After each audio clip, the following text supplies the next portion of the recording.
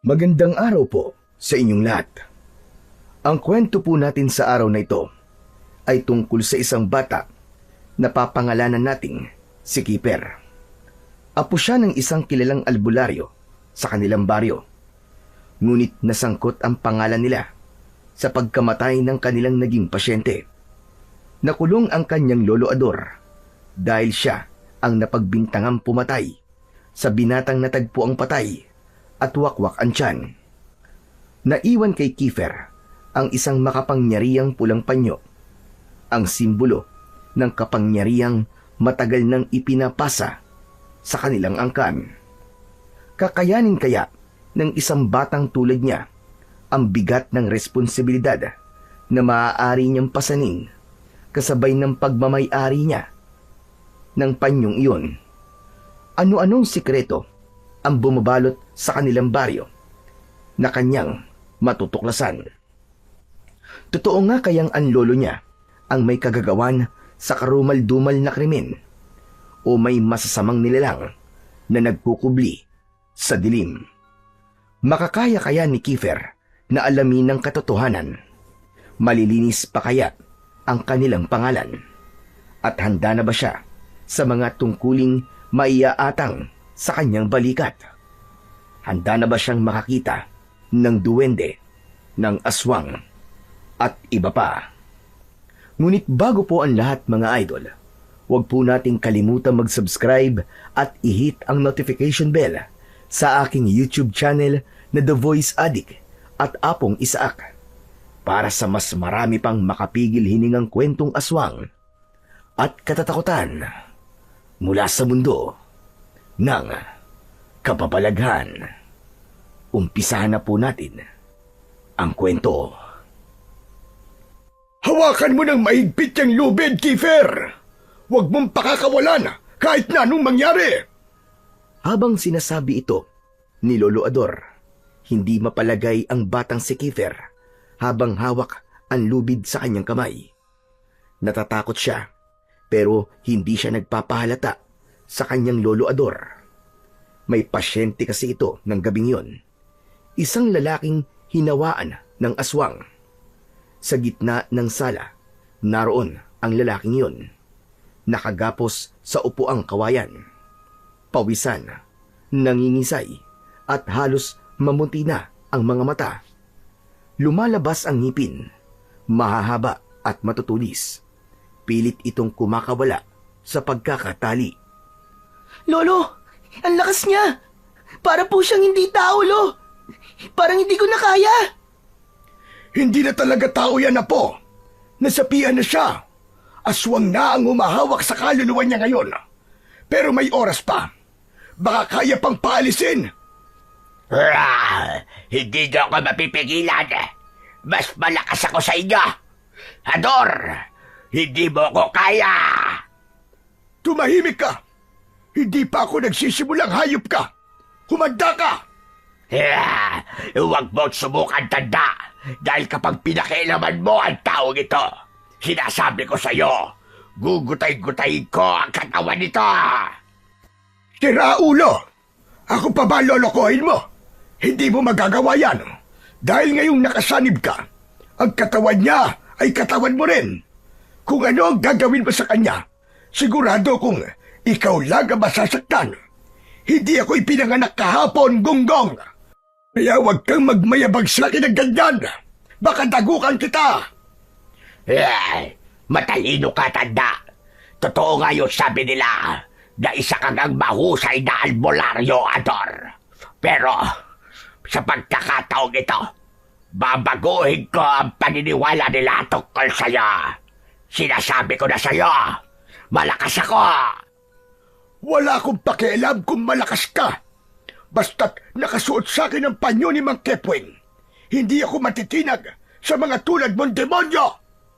Mang Kepweng? At sino naman niyang taong ipinagmamayabang mong yan? Hinawakan ni Lolo Ador ang kanyang suot na panyo sa ulo at sandaling inalala kung sino nga ba ang taong ito na dating nagmamay-ari ng pulang panyo. Si Mang Kepweng ay hindi lang basta isang albularyo. Isa siyang alamat Kilala siya bilang isang manggagamot na may pusong matapang, matalas na utak at may anting-anting na ipinasa pa ng mga sinaunang bantay ng kalikasan. Noon ayon sa kwento ng matatanda sa kanilang baryo, ang matanda ay palaging napagkakamalan na isang komedyanteng walang direksyon sa buhay. Pero sa likod ng kanyang kulit at pagiging palabiro ay ang puso ng isang tunay na tagapagtanggol ng tao laban sa dilim. Taglay nito ang isang pulang panyo, isang makapangyarihang agimat na nagpapalakas sa kanyang kakayahan bilang isang albularyo. Ang panyo ay hindi lang basta tela.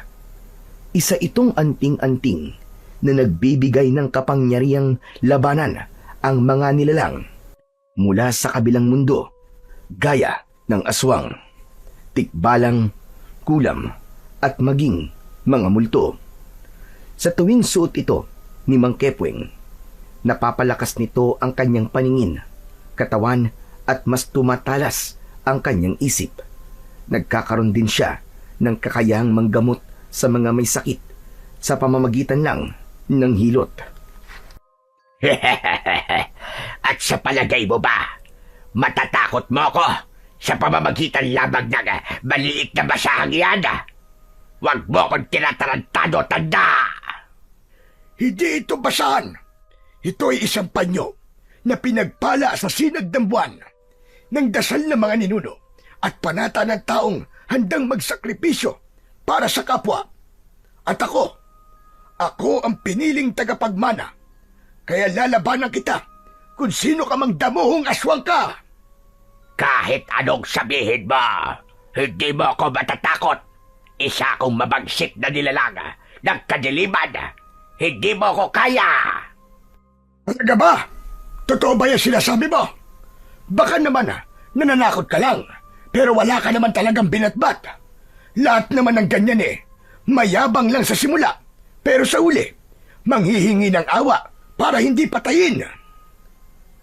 Inilabas ng matanda ang isang maliit na bote ng langis at binasag ito sa harap mismo ng lalaking pasyente. Kumalat ang amoy ng insenso at dahon ng sambong. Nagliyab ang kawayan na kinasasandigan ng sinapian. Lolo, sandali lang! Baka masunog po si Kuya Paul! Relax ka lang. Hindi siya masusunog, apo. Isa yang sagradong apoy na nagpapadalisay sa katawan ng isang tao. Ano po? Isang mahiwagang apoy na hindi po nakakasunog? Eksakto! Natumbok mo, apo. Patayin mo ang apoy, Ador! Patayin mo! Papatayin ko ang apoy. Yun ay kung pakakawalan mo ang binatang ito. Hindi maaari. Akin ang katawang ito. Sa akin lang siya. Kung ganon, ay papatayin na lang kita. Subukan mo. Habang pinipilit mong palayasin ako, unti-unti kong sinasakal ang kaluluwa niya. Pagmasdan mo, Ador! Biglang nanginig ang katawan ng binatang pasyente at sumuka ito ng itim na likido habang nanlilisik ang mga mata. Lo, tignan niyo po, nanginginig na po siya. Baka mapano po si Kuya Paul. Huwag kang mag-alala. Ililigtas natin siya, apo. Bitiwan mo na yung lubid. Nahuli ko naman na siya. Kunin mo ang batong itim sa tokador at painitin yon sa may kalan. Dalian mo, apo. Wag bata. Subukan mong gawin yan. Kapag napaalis niyo ako dito, kayo ang una kong babalikan. Mga pakialamero kayo. Huwag kang makinig sa kanya, apo. Sige na, gawin mo na ang inuutos ko. Hoy, ikaw na bata ka. Hindi ka ba natatakot sa akin? Huwag mo't sundin ang matandang yan.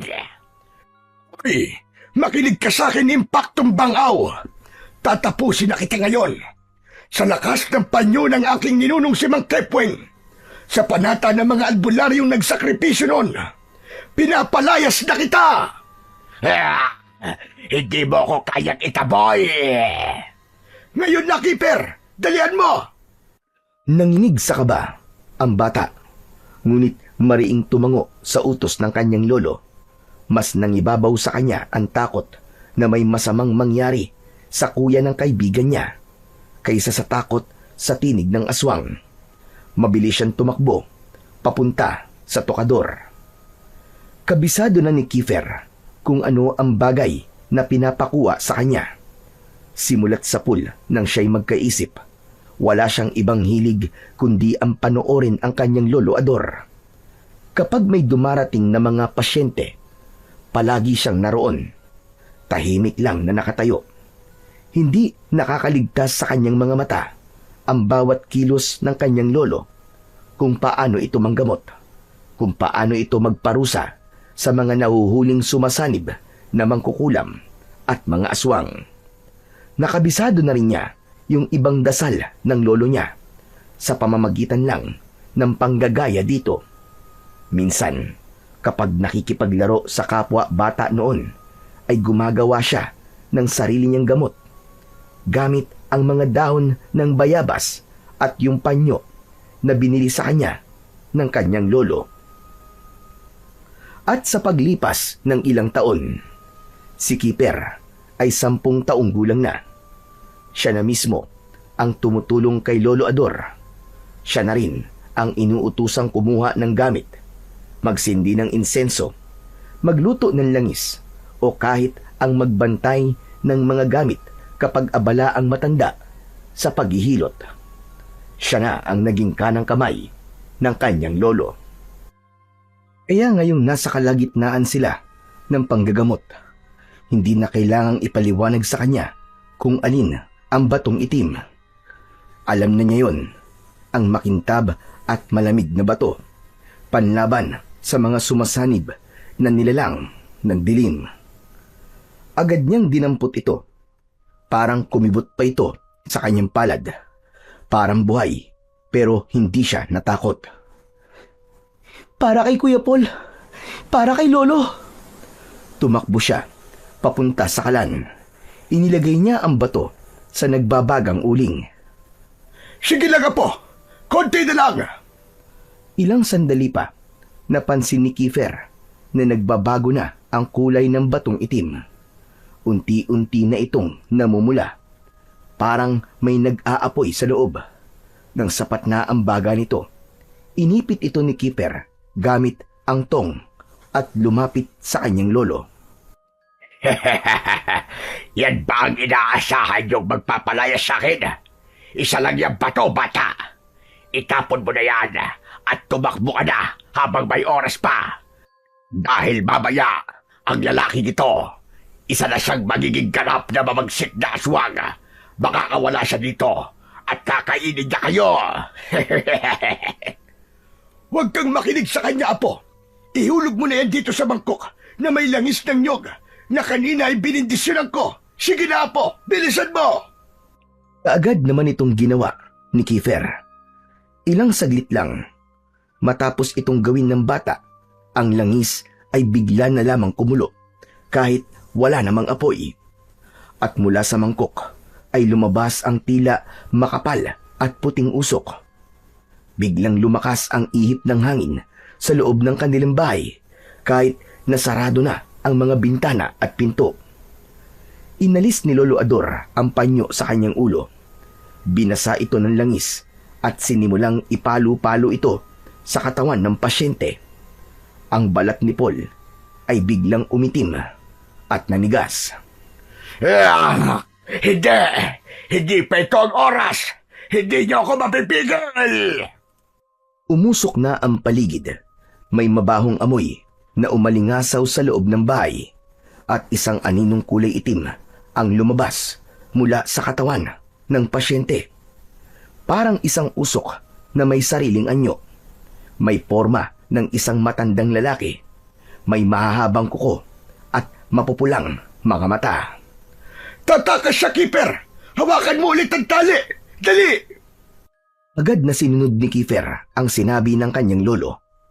Hinawakan niya ang lubid ng mahigpit. Biglang namatay ang mga ilaw sa loob ng kanilang kubo. Madilim na ang sala. Ngunit sa hindi inaasahang pagkakataon, nasaksihan ni Kiefer ang isa pang kapangyarihan ng pulang panyo. Bigla itong nagliwanag at sa tulong ng liwanag na yon, nakita niya ang aninong tumatakas. Dumudulas ito sa sahig at sinusubukang lumusot sa ilalim ng pinto. Lolo! Yung anino! Hindi! Hindi ka makakatakas, hinayupak ka! Kasabay ng sigaw niya, mabilis na inikot sa ere ang pulang panyo. Parang latigo na hinataw sa hangin. Kumislap ang matinding liwanag. Mistulang kidlat. Tumama ang liwanag sa papatakas na kalaban. May narinig silang isang malakas na ungol sa labas. Lolo! Natamaan niyo po siya! Oo, natamaan siya. Pero nakalabas na ang aswang. Kailangan ko siyang habulin na po. Lo, sasama po ako sa inyo. Hindi po, wag na. Wag mong bibitiwan ng lubid. Bantayan mo ang Kuya Paul mo. Ako na ang bahala sa halimaw na yon. Ngunit bago pa makalabas ng pinto, si Lolo Ador, biglang bumalik na ang liwanag. Napaupo si Kiefer sa sahig. Hingal na hingal. Lolo, ano pong nangyari? Hindi agad sumagot si Lolo Ador. Tinupi niya muna ang pulang panyo. Lolo, tapos na po ba? Nakaalis na po ba siya? Wala na, Kiefer. Nakatakas na siya. Kung ganun tapos na nga po. Ligtas na po si Kuya Paul. Tapos na para sa gabing ito. Pero hindi ibig sabihin na ligtas na tayo. Nang matapos tiklupin ni Lolo Ador ang pulang panyo, hinarap na niya si Kiefer. Kita sa mukha niya ang pagod, pero nanatiling matatag ang kanyang boses. Kailangan na nating simulan ang panggagamot bago pa siya muling balikan ng aswang na yon. Tumango si Kiefer sa kanyang lolo. Lumapit siya kay Paul at sinimulang alisin ang pagkakagapos nito. Bagya pang nanginginig ang katawan ng binata. Lolo, sabihin niyo po, ayos lang po ba si Kuya Paul? Hindi ako sigurado, Apo. Masyado nang humina ang katawan niya. Kailangan na nating kumilos kagad. Lumapit si Lolo Ador sa isang kahon at kinuha ang ilang bote ng langis, dahon at isang maliit na mangkok. Ipinatong niya ito sa mesa. Kumuha rin siya ng isang kandila at sinindihan. Kiefer, Apo, hawakan mo tong dahon. Durugin mo. Muling itinali ni Lolo Ador ang pulang panyo sa kanyang ulo. Sinimulan naman ng bata ang pagdurog sa dahon gamit ang kanyang mga daliri hanggang sa maglabas ng katas. Ayos na yan, Apo. Akin na. At sisimulan ko na ang panggagamot. Ito po, Lolo. Sa ngalan ng liwanag, itaboy ang dilim. Sa ngalan ng buhay, iligtas sa kamatayan. Sa ngalan ng dugo, putulin ang talikala ng kasamaan. Ipinahid niya ang katas sa noo at sentido ng binata. Tapos ay biglang napansin agad ni Kiefer na biglang tila naglabas ng usok ang pulang panyo sa ulo ng kanyang lolo. Napaatras ang bata pero nanatiling kalmado si Lolo Ador. Huwag kang matakot, Kiefer. Nangyayari lang ito kapag malapit na talagang maging ganap na aswang ang taong nahawaan. Pero kaya natin to. Kumuha si Lolo Ador ng isang bote ng likido. Mabaho ang amoy nito. Lolo, ang baho. Amoy bulok na itlog. Yan ang kailangan niyang inumin. Pilit nilang ipinainom ito kay Paul. Sa unay, wala itong naging reaksyon. Pero makalipas ang ilang minuto, nagsimulang kumibot ang katawan ng binata. Umuungol siya. Tumirik ang mga mata at nagsimulang magsuka. Lumabas sa kanyang bibig ang kulay itim at mabahong likido. May mga tila uod pang gumagalaw. Napaatras si Kiefer. Lolo! Hala! Ano po yan? Yan ang kinain niya. Hindi niya alam. Ang ulam na inabot sa kanya ay may laway ng aswang. Doon nagsimula ang lahat. Patuloy sa pagsusuka ang binata. Parang hindi mauubusan. Lumalakas ang kanyang ungol at daing hanggang sa tuluyan na siyang nangisay.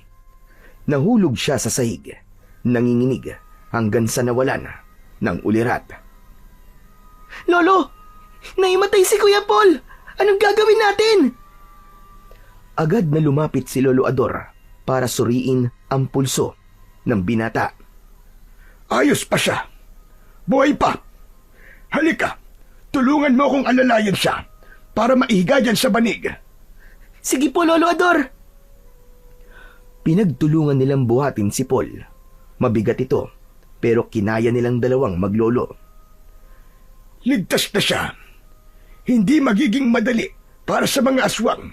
Nahawaan at saniban siya uli. Ay, salamat naman sa Diyos kung ganun.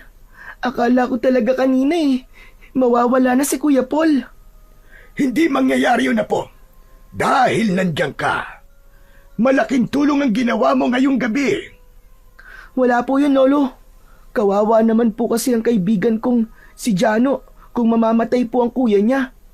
Sila na lang po ang magkasama Kaya nga, kaya ikaw, palagi mong tatandaan ang mga sinasabi ko sa iyo, Apo. Huwag na huwag kang kakain ng mga pagkain na galing sa ibang tao. Lalong-lalo na yung sa mga hindi mo kilala.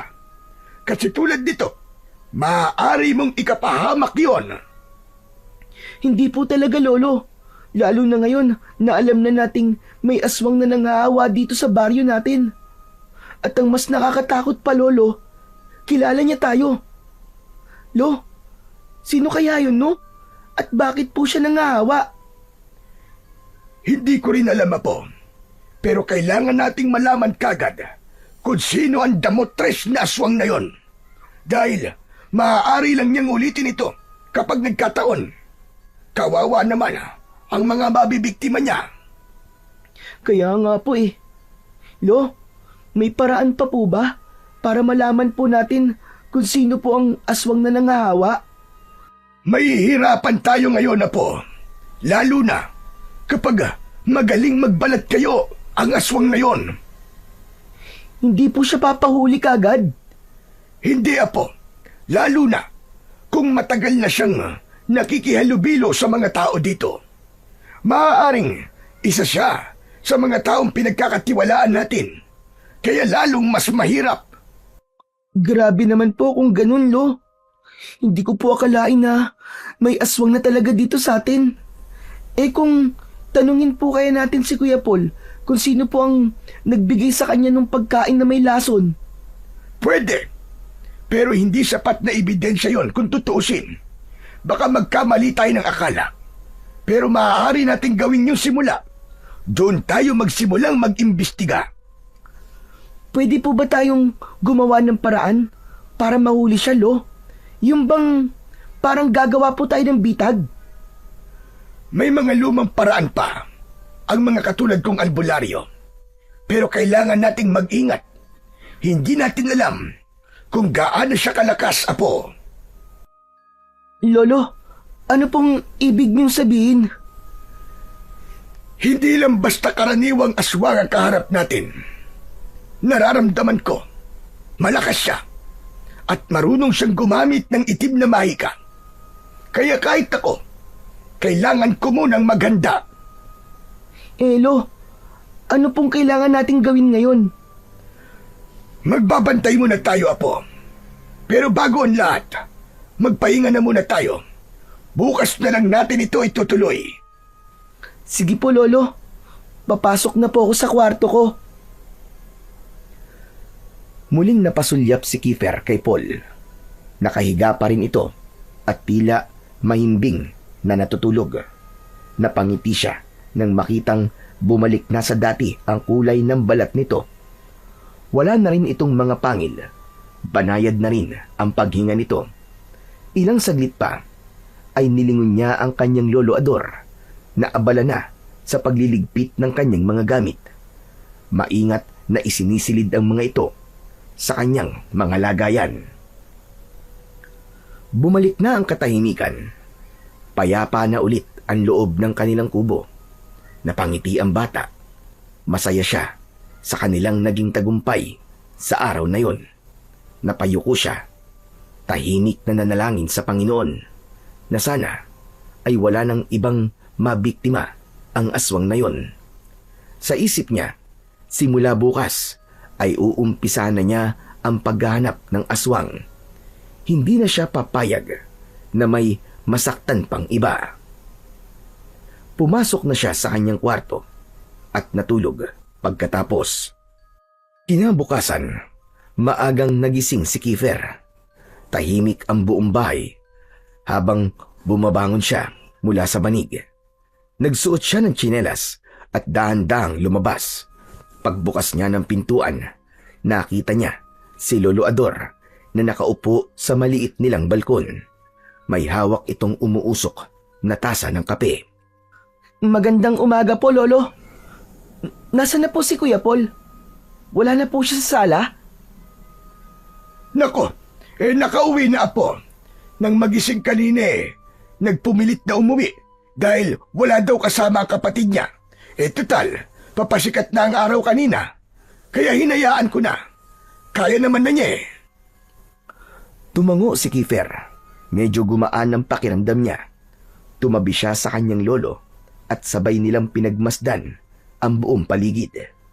Medyo makulimlim ang langit at tila nagbabadya ang pagbagsak ng ulan.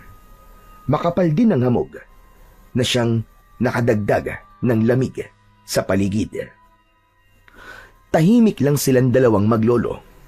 Pero maya-maya, ang katahimikang yon ay biglang nabulabog ng isang malakas na sigaw. Napalingon si Kiefer at napatayo naman si Lolo Ador. Lo, ano po yun? Hindi na sumagot ang matanda. Mabilis itong naglakad palabas ng bakuran. Sumunod kagad si Kiefer. Nagsisilabasan na rin ang mga kapitbahay at sinundan ng isang lalaking sumisigaw. May nakita raw na bangkay sa gilid ng kalsada. Pagdating nila sa lugar, nakita nilang may nagkukumpulang mga tao. Agad nilang nakita ang dahilan ng kaguluhan. Isang bangkay nga ang nakahandusay sa daan. Wakwak ang tiyan. Kita ang mga lamang loob at puno ng dugo ang paligid. Halos hindi makapaniwala si Kiefer sa kanyang nakita. Natigilan siya. Napakuyom ang kanyang mga kamao. Parang binagsakan ng langit ang maglolo nang makilala ang bangkay. Lo, paano itong nangyari? Hindi agad nakasagot si Lolo Ador. Hindi ito makapaniwala sa kanyang mga nakikita. Tinignan niya ng mabuti ang bangkay. Tila sinadya lang itong patayin. Hindi kinain. Hindi sinaid ng kung sino man ang dugo. Parang nilaslas lang ang tiyan ng binata at saka iniwan at hinayaang mamatay. Hindi! Ano to? Ang kuya ko! Kuya Paul! Kuya Paul, ba't mo ako iniwan? Ba't ka namatay, Kuya Paul? Napalingon si Kiefer sa taong nagsalita. Ang kaibigan niyang si Janong. Umiiyak ito at patakbong lumapit sa bangkay. Nang makalapit, napaluhod siya sa tabi ni Paul at niyakap ang dugo ang bangkay ng kanyang kapatid. Kuya! Kuya, gumising ka! Bakit? Bakit mo ko iniwan, Kuya? Paano na ako ngayon? Tuloy-tuloy ang iyak ni Janong. Nang makita niya si Lolo Ador at Kiefer, bigla siyang tumayo at sumigaw. Kayo! Kayo ang kasama niya kagabi, di ba? Anong ginawa niyo sa kuya ko?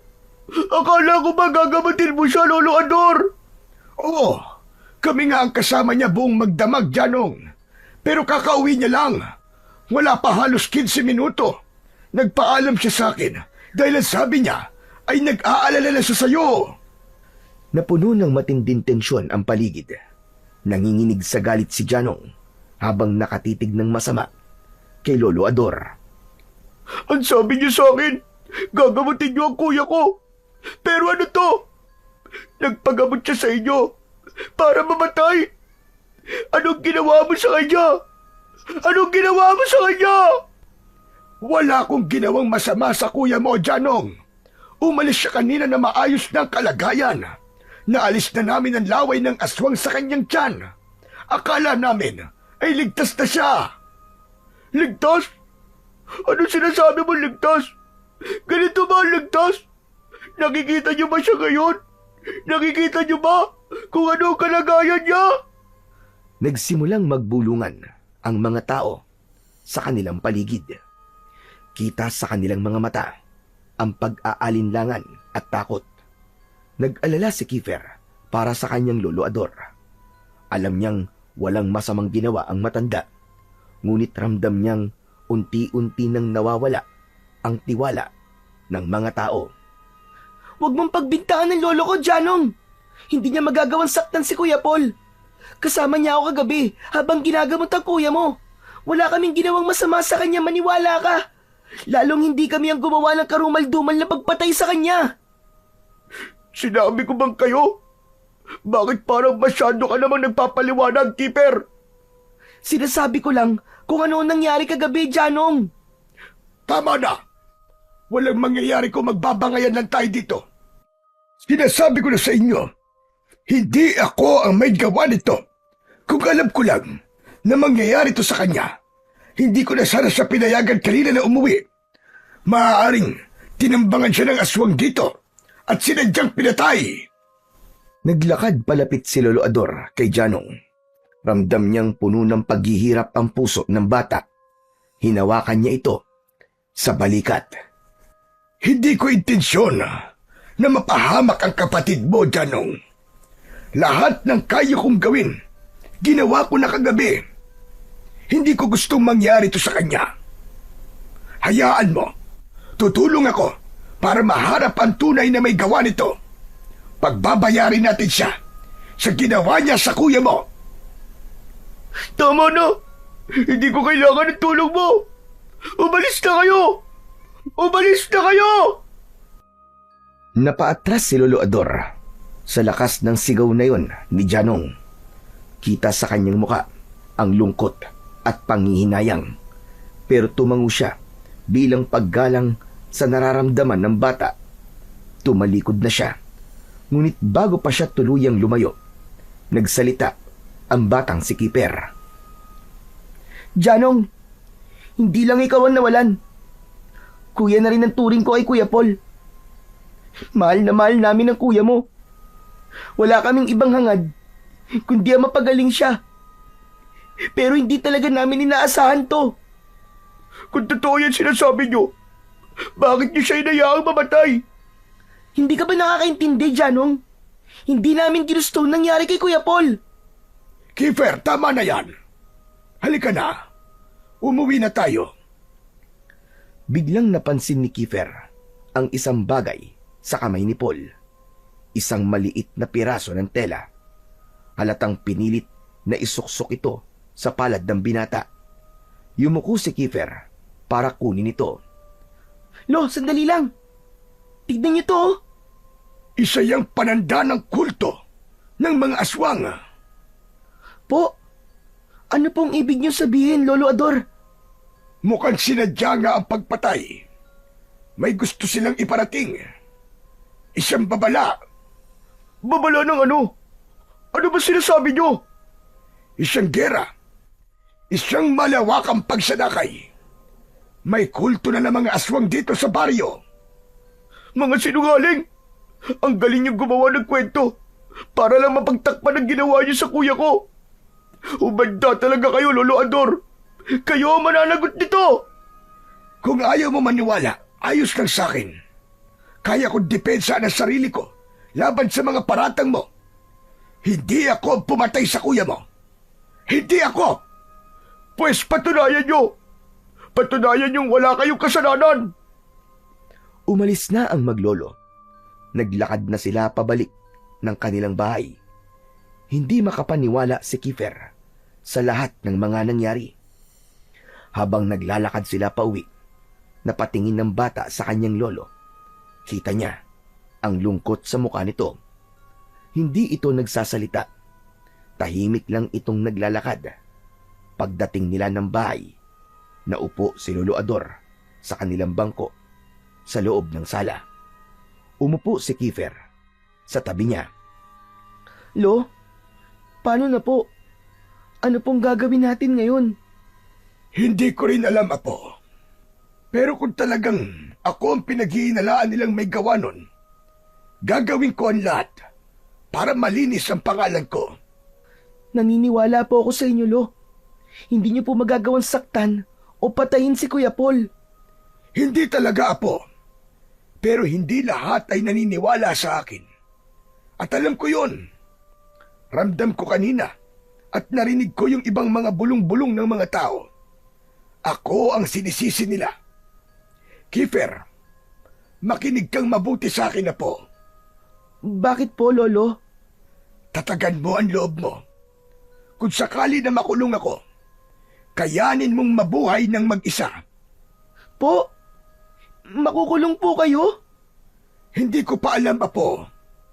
Pero naghahabilin lang ako sa iyo para kahit paano ay maihanda ka sa mga posibleng mangyari. Posible na makulong ako pansamantala habang nag-iimbestiga sila sa pagkamatay ni Paul. Ito ang ibibiling ko sa iyo. Ingatan mo ang gamit ko, lalo na ang panyo. Pero kung dumating ang oras na kailanganin mo ito, gamitin mo, Apo. Gamitin mo sa tama. Naiintindihan mo ba ako, Kiefer? Opo, pero hindi ko naman po alam kung paano to gamitin eh.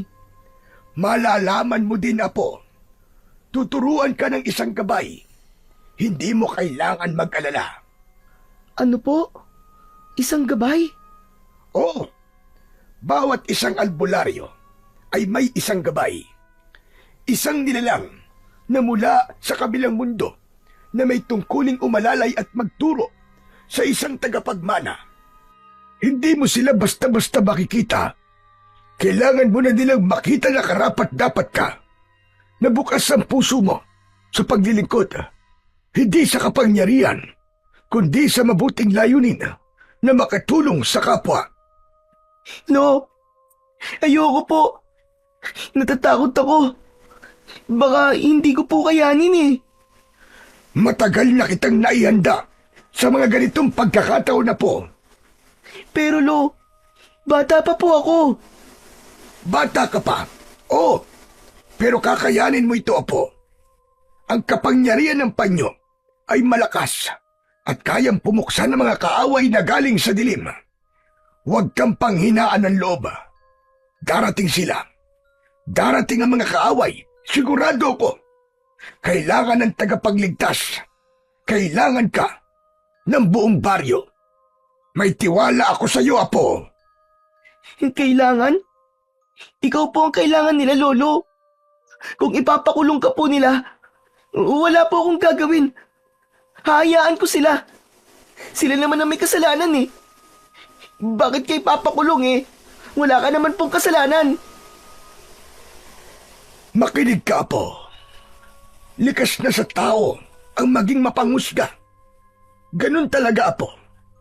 Pero hayaan mo, sisikapin kong hindi mangyaring makulong ako para mailigtas natin ang baryo laban sa mga aswang.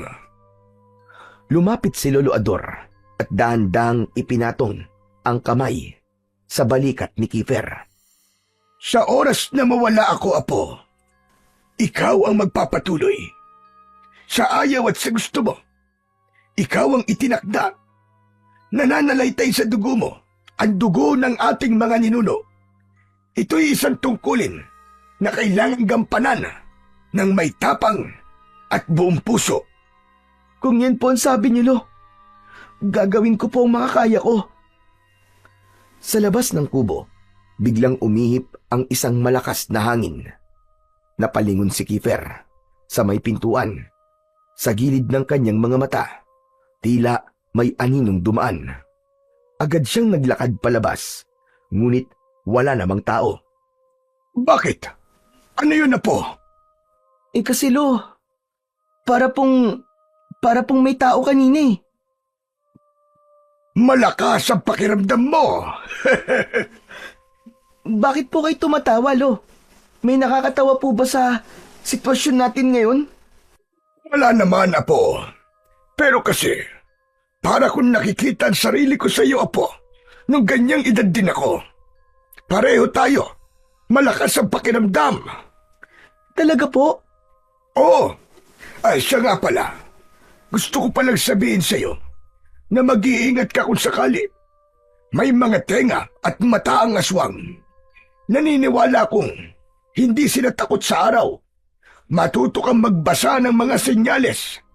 Gamitin mo ang lakas ng iyong pakiramdam. Opo, Lolo.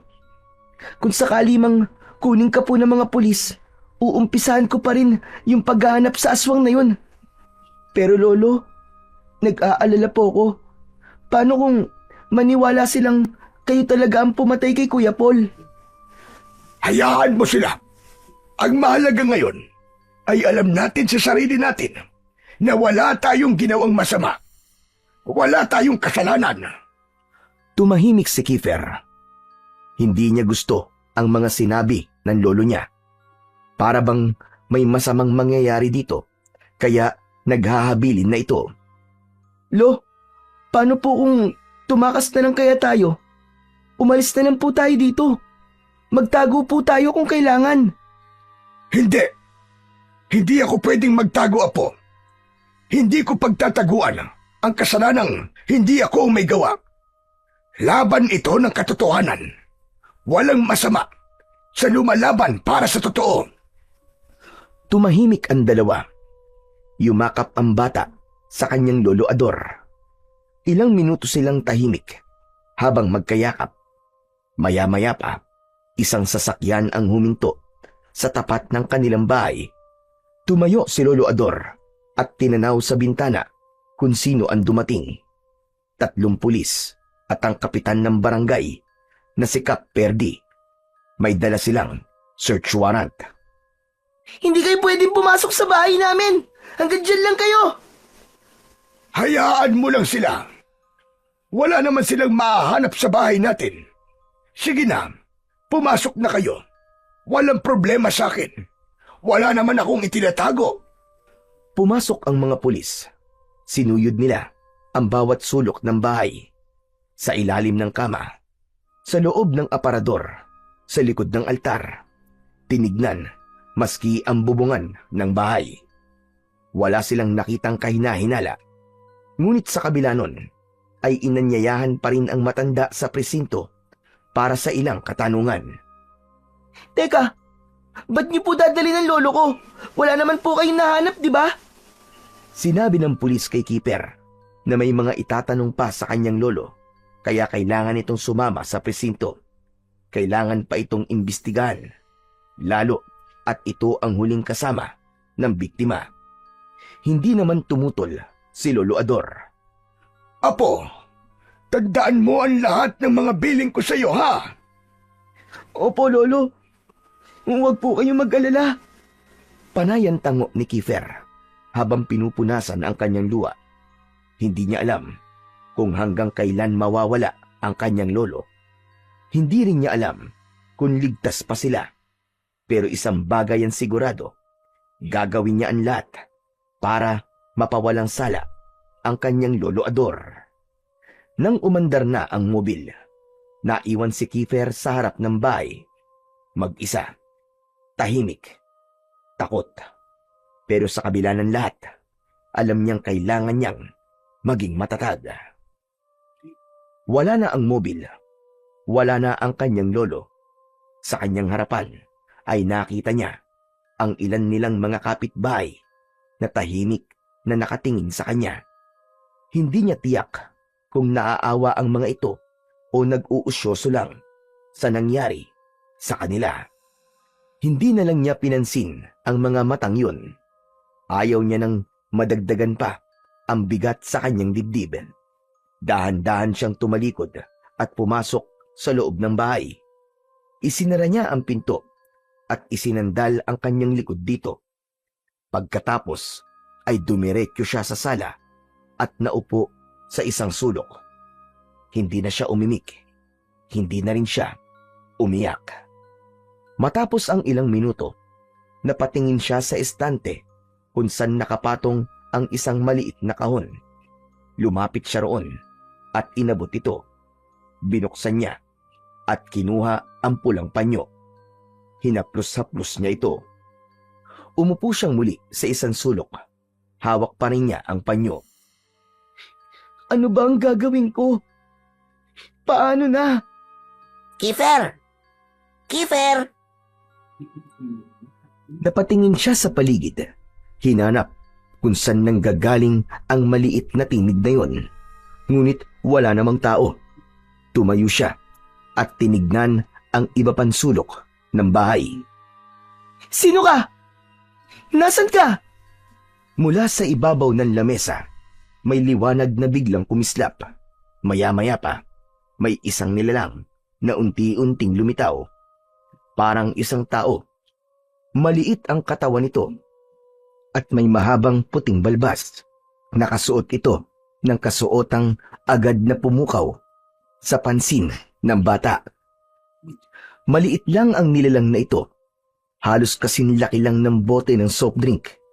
Pero ang ayos niya ay parang mas elegante pa sa isang taong mayaman.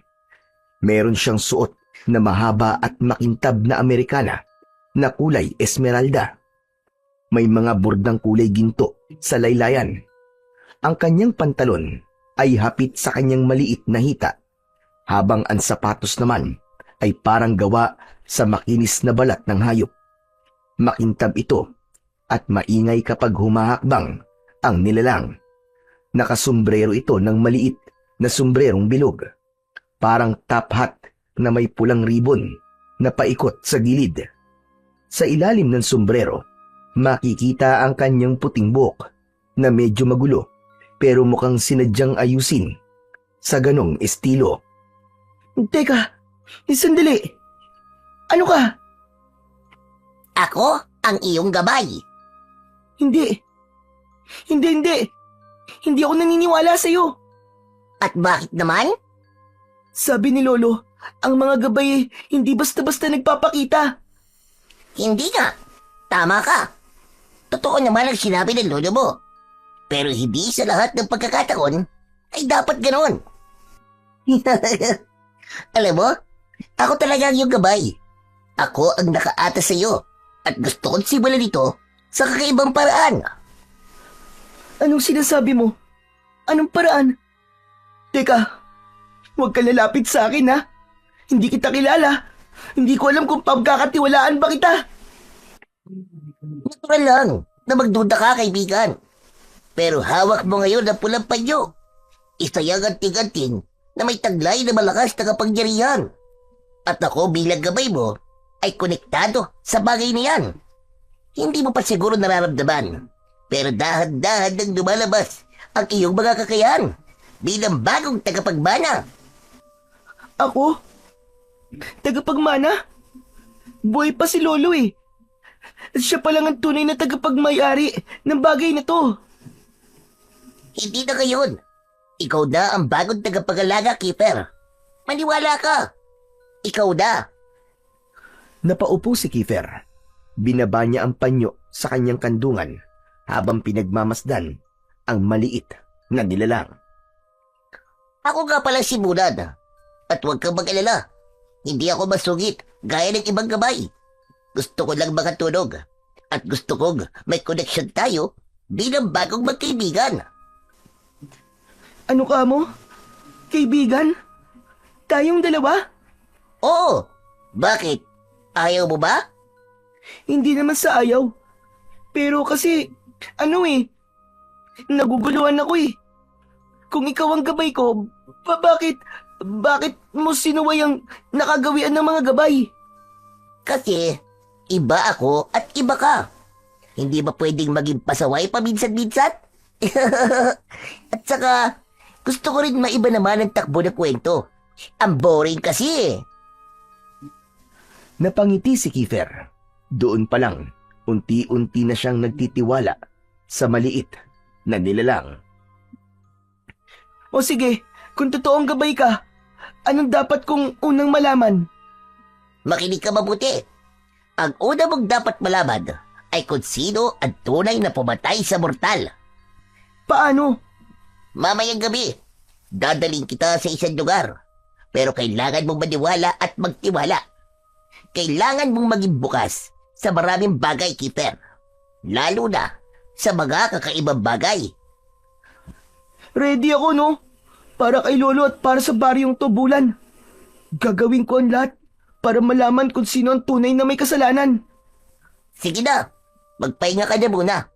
Mahaba ang gabi mamaya. Kailangan mo ng lakas. Tumango si Kiefer. Muli siyang napasulyap sa pulang panyo at marahang inilagay ito sa kanyang ulo. Nahiga siya sa banig na nasa sala. Sa tabi niya si Bulan ay nahiga rin. Kinagabihan, ginising si Kiefer ng marahang pagyugyug ni Bulan. Gising na, Kiefer. Ito na ang tamang oras. Tumayo ka na dyan. Dumilat si Kiefer at agad na bumangon. Nagulat pa siya nang makitang madilim na ang paligid. Tanging ang panyo na nasa kanyang ulo ang nagbigay ng liwanag sa loob ng bahay. Daan-daan silang lumabas. Habang sila'y naglalakad, naramdaman ng bata na malamig ang simoy ng hangin. Wala ni isang tao sa kalsada. Makalipas pa ang ilang minuto, narating nila ang isang malawak na sagingan na pagmamay-ari ng kanilang kapitan. Tahimik doon at madilim. Teka, sandali lang. Anong ginagawa natin dito, Bulan? Dito na tayo. Ano? Bakit dito mo ko dinala? Anong meron dito? Hawakan mo ang panyo sa ulo mo. Tapos, ay ibulog mong kailangan mo ng tagabulag. Ha? Tagabulag? Para sa naman yun? Para hindi ka makita ng mga kalaban. Gusto mong malaman kung sino ang mga aswang dito sa inyo, di ba? Hindi na nakapagsalita si Kiefer. Maigpit niyang hinawakan ng pulang panyo. Pumikit siya at mahina niyang binigkas ang sinabi ni Bulan. Pulang panyo. Gawin mo kong invisible. Bigla siyang may naramdamang malamig na hangin na parang bumalot sa kanyang buong katawan. Tumingin siya sa kanyang mga kamay. Namangha siya nang makitang unti-unti itong nawawala. Parang usok na unti-unting inaagnas ng hangin. Napatingin siya sa kanyang mga paa at ganun din ang nangyayari. Naglaho na rin ang kanyang anino sa lupa. Hindi siya nasaktan. Wala siyang naramdamang anuman. Huwag kang matakot. Hindi ka nawawala. Invisible ka lang. Gumana na ang tagabulag sa'yo. Ibig sabihin, para na akong multo nito, Bulan. Hindi na ako nakikita. Masanay ka na, Kiefer. Ganyan talaga kapag may hawak kang makapangyarihang bagay. Lalo na ang pulang panyo na yan. Pinoprotektahan ka nito. Napangiti si Kiefer. Manghang-mangha siya sa kapangyarihang taglay ng kanyang anting-anting. Wow! Ang galing! Ayos to ah! Sabi ko na sa iyo eh. Magaling yata ang panyo ng lolo ng lolo ng lolo ng lolo mo. Ang dami namang lolo nun. Pero astig, hindi ko alam na may ganitong kapangyarihan ng panyo ni lolo na nagiging invisible. May iba't ibang kapangyarihan ng anting-anting na yan. Depende sa kung sino ang tagapangalaga sa kanya. At ikaw, Kiefer, ikaw ay may kakayahang maglaho sa paningin ng iyong mga kaaway. Ngayon, kailangan na nating magbanman. Tahimik ka lang ha. Huwag kang lilikha ng anumang klase ng igay. Kung kinakailangan huwag kang kumilos, huwag kang kikilos. Matalas ang pakiramdam ng mga aswang. Maaaring hindi ka nila makita, pero kaya ka nilang maramdaman kung hindi ka mag-iingat. Ganun ba? Sige Bulan, mag-iingat ako. Paano ka nga pala? Nakikita mo ba ako? Oo naman. Nakikita kita, malinaw na malinaw. Sabi ko nga, mga kaaway lang ang hindi makakakita sa'yo. Ganon? Akala ko ay pwede ko tong gamitin sa... Hindi mo magagamit yan sa kalokohan. Grabe ka naman sa akin. Advance ka naman masyadong mag-isip. Alam ko na yung mga hirit mong ganyan. Gawain ko yan eh. Di mo ba alam? Ano ba? Huwag ka maingay. Ang ingay-ingay mo baka mamaya marinig tayo. Ay, sorry naman. Na-carried away lang. Ayos ah. Parang tao rin pala kung magsalita ang mga diwende. Sa totoo buhay, hindi. Sa kaharian namin, malalim ang mga salitang ginagamit namin. Mga lumang wika na hindi na rin naiintindihan ng maraming tao ngayon. Pero kasi ako, matagal na akong nagbamasid sa mundo ng mga tao. Gustong gusto ko ang mga tao. Alam mo ba yun? Bakit naman, Bulan? Maraming bagay sa inyo na wala sa amin. Sa mundo namin, lahat pare-pareho. Lahat may tungkuling dapat gampanan. Lahat ay may sinusunod na batas ng kaharian. Walang pwedeng tumanggi. Walang pwedeng maging kakaiba. Alam mo bang nakakainggit ang buhay na meron kayo dito? Ha? Nakakainggit? Anong ibig mong sabihin? Dito kasi sa mundo nyo, ang dami nyong pagpipilian. Pwede kayong mangarap. Pwede kayong pumili ng gusto nyong tahaking daan. May kalayaan kayo. Doon sa amin, kapag ipinanganak ang tagapagbantay, magiging tagapagbantay ka na habang buhay. Kapag ipinanganak kang kawal, kawal ka hanggang kamatayan. At kapag pantas ka, hindi mo pwedeng iwan ang pagiging pantas. Walang pagpili. Walang karapatang magsabing, ayoko na. Hindi mo pwedeng palitan ng kapalaran mo. Hindi mo pwedeng tanungin ang utos ng hari. Ang kaharian namin ay laging tahimik, laging maayos, pero kulang sa damdamin. Hala, grabe. Parang ang lungkot naman nun. Wala kayong kalayaan pumili kung anong gusto nyong maging. Kaya nga, ako laging tumatakas eh. Minsan, tinatawag nila akong pasaway. Pero ako lang naman ang gustong makakita kung anong meron sa labas. Nakakatuwang masdan ng mga tao. May mga pagkakamali, oo. Pero may saysay ang bawat galaw. Lahat kayo ay may pagkakataong matuto at magbago. Hindi ko akalaing ganun pala yun. Akala ko, lahat ng nilalang sa engkantadong mundo ay masaya. Mas makapangyarihan at mas malaya. Mas malakas, mas makapangyarihan, oo. Pero hindi mas malaya. Kaya sa tuwing makikita ko ang mga batang katulad mo, hala, talagang naiinggit ako. May laya ka para pumili kung ano ang tama, kung sino ang paniniwalaan at kung ano ang landas sa tatahakin.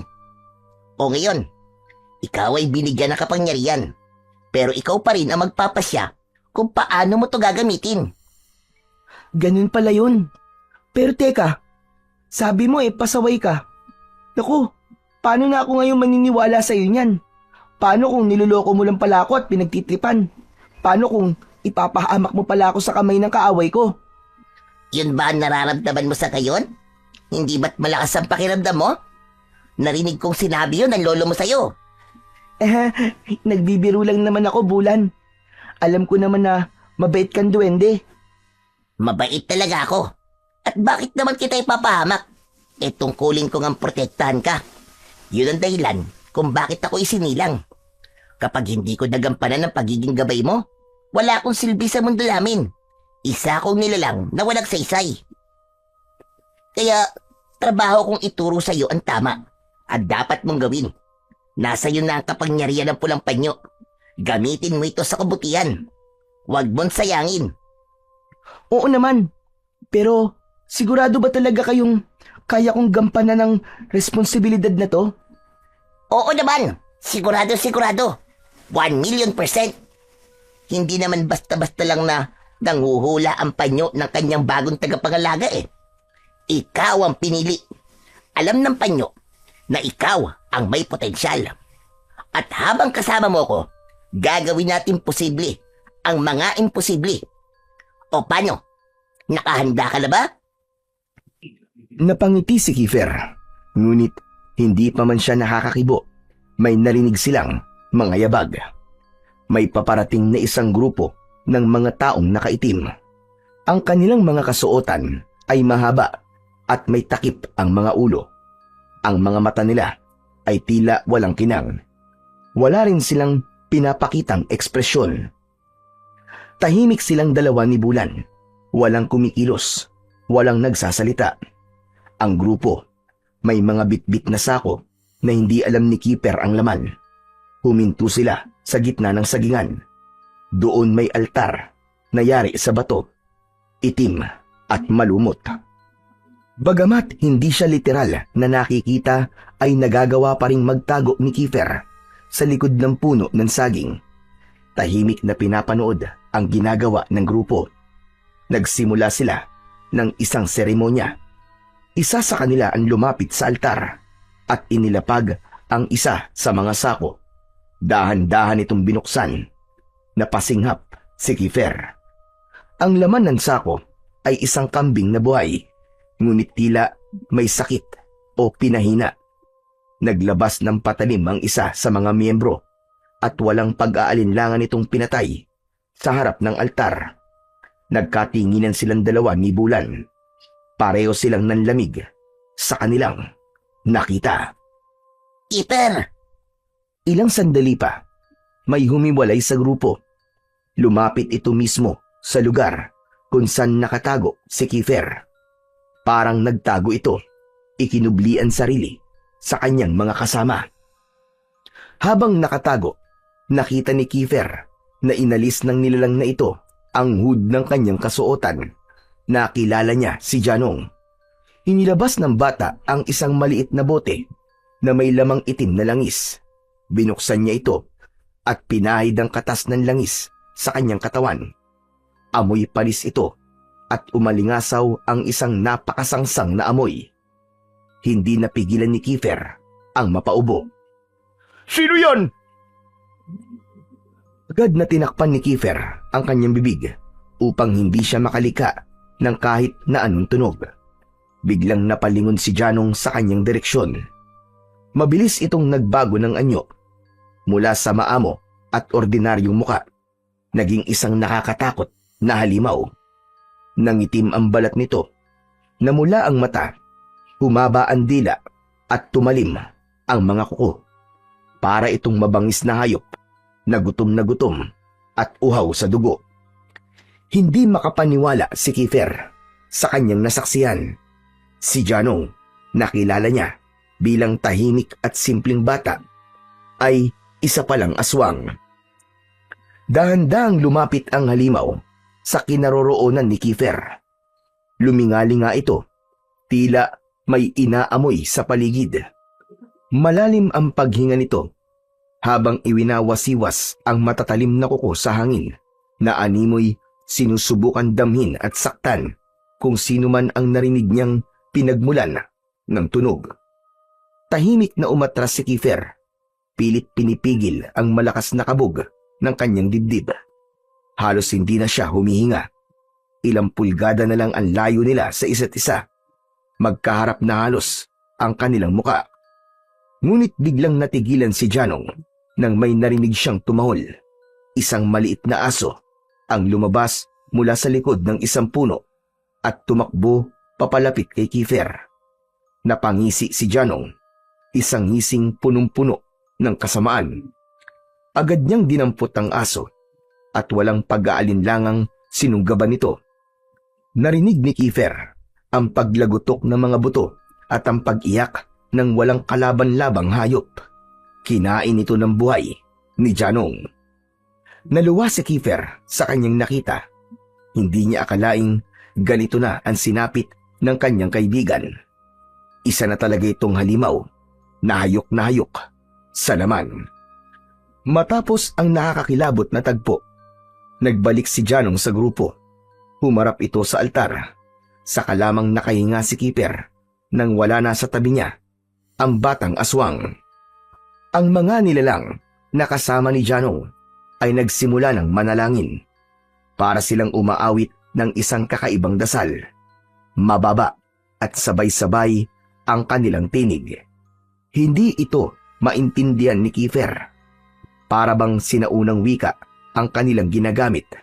Ang altar naman sa gitna ng sagingan ay may nakapatong na isang malaki at itim na bato.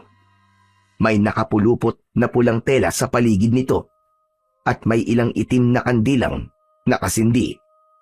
Hindi nagtagal nang matapos magdasal ang mga ito. Nagsialisa na rin ang mga aswang. Tinatayang 10 o mahigit pa ang bilang nilang lahat. Halos magkakatulad ng anyo at kilos. Nang wala na ang mga aswang, napaupo sa lupa si Kiefer. Nanginginig ang kanyang tuhod dahil sa sobrang nerbiyos. Lumapit si Bulan. Naupo ito sa kanyang tabi. Ngayon, ay nakita mo na ang totoo. O paano? Anong reaksyon mo, Kiefer? Hindi ko akalaing si Janong. Isa pala siyang aswang. Paano nangyari yun? Matagal ko na siyang kaibigan eh. Hindi ko man lang nahalata. Marami pa tayong dapat na matuklasan, Kiefer. Marami pa tayong bakit na kailangan masagot. Aalamin ko ang punot dulo nito, Bulan. At aalamin ko rin kung bakit nila to ginagawa. Hindi ako titigil hanggat hindi ko alam ang buong katotohanan. Ikaw na ang bahala sa susunod na akbang. Nandito lang ako para gabayan ka. Kakausapin ko siya bukas. Kailangan ipaliwanag niya sa akin kung anong ginagawa niya. Oops, oops, oops. Wrong move, bata. May alam ka na. Pero kailangan ng tamang panahon at tamang lakas bago magawin yan. Marami pa tayong pagdadaanan. Tayong dalawa. Kailangan mo munang maging ganap na tagapangalaga. Ganap? Teka, naguguluhan naman ako. Akala ko ba ako na? Ano ba yan? Nakakalito na. Oo, ikaw na nga. Pero marami ka pa kasing dapat na matutunan. Hindi sapat ang tapang lang. Kailangan mong matutong gumamit ng mga kasangkapan ng isang albularyo. Kailangan mo ring maunawaan ang mga batas ng mundo ng liwanag at dilim. Nakakalito na talaga. Sabi mo, ako na ang bahala sa susunod na akbang. Tapos, kukontrahin mo rin pala. Mag-isip ka kasi ng iba. Di ba pwedeng obserbahan mo muna? Alamin ang kilos nila, ang mga plano nila. Di ba mas maganda yon kaysa sa makipag-usap ka kagad sa isang aswang? Sige na nga, mag-iisip ako. Para kay Lolo to. Gagawin ko ang tama. Tahimik silang umalis ng sagingan. Sa paglalakad nila pabalik, walang imik ang batang si Kiefer. Pagka-uwi sa bahay, sinindihan ni Kiefer ang ilaw at naupo sa upuan sa kusina. Anong ginagawa mo? Bakit ka tulala? Nag-iisip. Huwag na muna. Magpahinga na muna tayo ulit. Bukas ka na lang ulit mag-isip. Mahaba pa ang laban natin, Kiefer. Tandaan mo yan. Sige na, magpahinga ka na. Tumango si Kiefer. Sa kabila ng takot at pangamba, alam niyang hindi na siya nag-iisa. Nariyan si Bulan at nariyan din ang pulang panyo para sa kanya. Bukas ay panibagong araw na naman at sa araw na yon, magpapatuloy ang kanyang misyon para sa katotohanan at katarungan. Kinabukasan ay maagang ginising ni Bulan si Kiefer. Wala pang araw sa labas. Madilim pa ang paligid nang sumilip ang bata sa bintana. Tahimik pa din ang paligid. Teka, gabi pa. Bakit ka lang gigising? Ano ka ba, Kiefer? Madaling araw na. Oras na para sa iyong pagsasanay. O ano, handa ka na ba? Ha? Ngayon na? As in, ngayon na? Oo naman, ngayon na. Tara na. Teka. Saan tayo pupunta? Ngumiti si Bulan, tapos ay pumikit at nagdasal. Biglang may lumitaw na malaking bilog sa harap nila. Para itong isang malaking pinto na walang sarado. Sa loob ng bilog ay may makikitang parang usok na gumagalaw. Paikot-ikot. Hindi ito basta-basta. Dahil kapag tumingin ka sa loob, makikita mong may ibang lugar sa kabila. Iba ang itsura ng lugar na yun. Madilim, pero may liwanag sa gitna. Para bang may apoy na kulay asul na nagbibigay liwanag sa buong paligid. Kita rin ang mga anino ng malalaking bundok at mga puno. May kakaiba ring tunog na maririnig. Natigilan si Kiefer. Hindi siya makapaniwala sa kanyang mga nakikita. Ano to, Bulan? Lagusan ito, Kiefer. Dito dumadaan ang mga tulad ko para makarating sa kabilang mundo. Hindi to para sa mga karaniwang tao. Pero dahil ikaw ang tagapagbana ng panyo, makakapasok ka. Sa kabilang mundo? Oo, diyan ka magsasanay. Mas maraming alam ang mga nilalang doon pagdating sa laban kontra kasamaan. May mga tutulong sa atin. May mga sandata kang pwedeng makuha. Pero baka mamatay naman ako dyan o kaya hindi na ako makabalik. Huminga ng malalim si Kiefer. Kinakabahan siya, pero ramdam din niya ang pananabik. Gusto niyang matuto. Gusto niyang maging handa at biyasa. Huwag kang matakot. Ano ka ba naman? Ako ang gabay mo. Kasama mo ko. Sabay silang humakbang, papasok sa bilog. Habang tumatawid, naramdaman ni Kiefer ang kakaibang sensasyon. Parang sabay na lamig at init ang bumalot sa kanyang buong katawan. Napapikit siya sandali at sa kanyang pagdilat, laking gulat niya na nasa ibang lugar na siya. Ibang-iba ang paligid. May mga bahay kubo, maraming punong kahoy, at tahimik ang kapaligiran. Sa di kalayuan, may mga batang naglalaro at mga babaeng naglalaba sa tabi ng ilog. Nasaan tayo, Bulan? Para tayong nasa lumang panahon na. Tama ka dyan. Hindi ka nagkakamali. Nasa lumang panahon nga tayo. Isa tong ilusyon ng nakaraan. Ano? Ilusyon? Ibig sabihin, hindi totoo ang mga nakikita ko, ganun ba? Totoo ang lahat ng mga nakikita mo rito. Teka, nililito mo naman ako eh. Hayaan mo na nga. Mabuti pa itara na. Kanina pa tayo hinihintay ng lolo mo. Si Lolo? Nandito si Lolo? Ngumiti si Bulan. Nagsimula na itong maglakad at nakasunod sa kanya si Kiefer. Maya-maya pa ay may isang lalaking sumalubong sa kanila. Matipuno ang katawan niya, may balbas at konting bigote. Mapungay din ang kanyang mga mata. Nakasuot ito ng puting kamiseta de chino na medyo kupas na ang kulay. Nakabukas pa ang 3 butones sa itaas. Ang pantalon niyang suot ay marami ng mantsa at may kaunting dumi o putik sa may laylayan na tinernuhan ng pudpud na tsinelas na goma. Napansin kagad ni Kiefer ang pulang panyo na nakatali sa ulo ng lalaki. Katulad yon ng suot niyang panyo. Tumigil ang lalaki sa harap nila. Maligayang pagdating. Ako, si Mang Kepweng. Nanlaki ang mga mata ni Kiefer. Hindi siya makapaniwala sa kanyang narinig. Napahawak siyang bigla sa panyo na nasa kanyang ulo.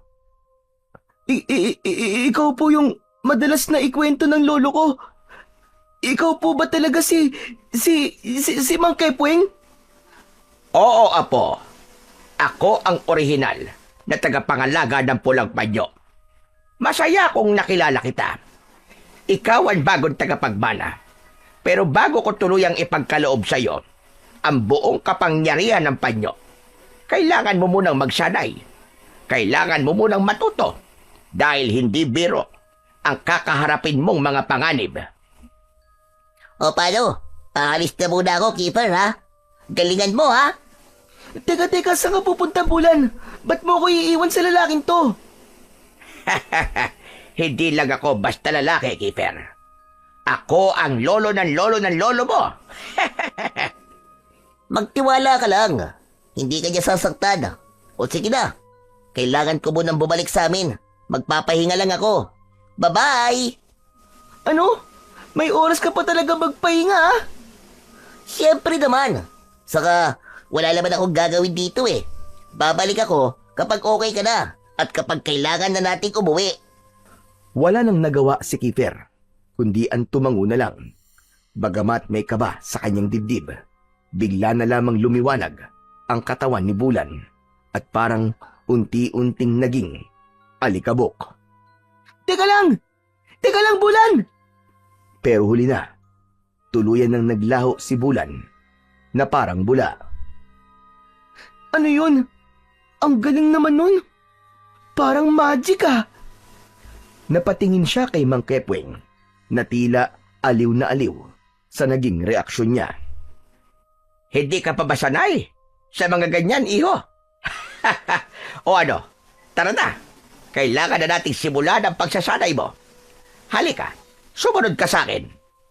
Dinala siya ni Mang Kepweng sa isang bakanting lote na napapalibutan ng kawayan. Doon niya sinimulan ang kanyang pagsasanay. Ang unang dapat mong matutunan ay ang bilis. Hindi sapat na may anting-anting ka kung mabagal ka namang kumilos. Sa bawat laban, segundo lang ang pagitan ng buhay at kamatayan. Itinuro ni Mang Kepweng ang mga nakasabit na bao ng nyug sa mga kawayan. Kita mo ba ang mga bao na yan? Kailangan mong tamaan ng 5 dyan. Gamit lang itong terador. Kailangan mong tamaan ng 5 sa loob ng 3 segundo. Ano? 3 segundo? Ang bilis naman nun. Sa paglalagay pa lang ng bato, kulang ng 3 segundo eh. Subukan mo bago ka magreklamo. Napakamot sa ulo si Kiefer. Hinawakan niya ang terador. Iniayos ang goma at naglagay ng batong pinulot niya sa tabi. Napalunok siya habang nakatingin sa 5 bao na gusto niyang puntiryahin. Anak ng teteng naman oo. Bahala na. Binatak niya ang terador hanggang sa pinakawalan niya ang bato. Tumama ito sa 2 bao. Ulitin mo! Paulit-ulit niyang tinira ang mga bao. May mga sablay, pero meron din namang tinatamaan. Hanggang sa 3 bao na ang tinamaan niya, gamit lang ang isang bato. Oh! Nakita mo yun? Isang tira, 3 kagad. Ang galing ko. 3 lang yon. 5 ang kailangan mong tamaan. Anak ng... Parang napaka-imposible naman kasi talaga nun eh. Hindi yan imposible. Gamitin mo ang utak mo at tamang diskarte. Kalkulahin mo ang bawat galaw. Gamitin mo ang mga mata mo at pakiramdaman para matukoy kung ilan ang dapat unahing tamaan sa isang tira. Sikaping tamaan ng 3 o 4 tapos isunod mo kagad ang 5. Kung mas komportable ka sa tag-iisa, kailangan sunod-sunod, walang patlang. Ha? Sunod-sunod? Oo, kasi sa tunay na laban, hindi ka bibigyan ng panahon para huminga. Walang time freeze. Kailangan mabilis ka. Tumango ang bata sa sinabi ng kanyang ninuno na si Mang Kepweng. Habang nagpapatuloy ang ensayo, unti-unting nasasanay ang katawan ni Kiefer sa bilis at ang kamay niya ay nasasanay na sa terador. Hindi man perpekto, ramdam niyang may nagbabago sa kanya. Pawis na siya kakapraktis. Maya-maya lang, bigla siyang napahinto at napaisip. Nakatingin siya sa mga bao. May nakita siyang nakaayos sa iisang linya. Paano ko matatamaan to na sabay-sabay? Subukan ko kayang kunin ang tamang anggulo. Kumuha siya ng isang maliit pero matulis na bato at sinimulang sukatin ng tingin ang distansya ng bawat bao. Pinakiramdaman din niya kung saan direksyon ng hangin. Binanat niya ang goma ng terador. Tumindig ng tuwid ang bata. Huminga ng malalim. Tapos ay tinutok na niya ang terador. Pagbitaw niya ng tira, Tumalbog ang bato sa unang bao, dumiretso sa ikalawa, pumalo sa ikatlo, at sa gulat ni Mang Kepweng, tumama rin sa ikaapat at ikalima. 5, isang tira. Hoy! Totoo ba? Natamaan ko yung 5! Ang galing! Ayos Magaling ka nga, bata. Sa totoo lang po, parang hindi nga po ako makapaniwala eh. Pero kakaibang saya po ang nararamdaman ko, Lolo. O siya, halika na sa kubo ko. Magpahinga ka na muna. Mamayang gabi, panibagong hamon naman ang haharapin mo. Sige po, Lolo Kepweng. Mabilis na lumipas ang oras. Gabi na. Tahimik na ang paligid. Ang tanging maririnig ay ang mga huni ng kuliglig at ang mga panggabing ibon. Sa loob ng maliit na kubo, nagsindi ng isang lampara de gas ang lalaki. O paano? Handa ka na ba sa susunod mong pagsasanay? Handa na po, Lolo Kepweng. May kinuha mula sa silid ang matandang lalaki at paglabas nito, may hawak na itong isang kakaibang sibat. Hindi ito karaniwang sibat na yari sa kawayan o bakal. Maitim ang kahoy, makinis at matigas. Sa katawan ng sibat ay may mga nakaukit na simbolo at matalim ang dulo nito. Ito ang sibat na ipinagkaloob sa akin ng aking bantay. Gawa ito mula sa punong kahoy na tinamaan ng kidlat. Ang talim niya ay pinanday gamit ang buhangin mula sa tuktok ng bulkan. Kaya nitong pumatay ng kahit na anong nilalang. Iniabot niya ito kay Kiefer. Pagkahawak ng bata sa sibat, parang may dumaloy na kakaibang init sa kanyang palad. Uy! Parang may kuryenteng pumasok sa katawan ko. Normal lang yan. Yan ang koneksyon mo sa sibat. Dinala siya ng lalaki sa likod ng kubo nito at doon niya tinuruan ang bata kung paano hawakan ng tama ang sibat na yon. Kung kailan hahawak malapit sa talim at kailan naman sa dulo. Tinuruan din siya kung paano iikot ang katawan para mapabilis ang palo. May mga kombinasyong palo at sundot na kailangan paulit-ulit na gawin. Nung unay naging medyo magulo ang galaw ni Kiefer. Nalalaglag ang sibat sa lupa at kung minsan ay natatapilok kapag siya ay umiikot. Sandali lang. Alam ko na kung paano ka magsasanay gamit ang sandatang yan. Paano po, Lolo Kepweng?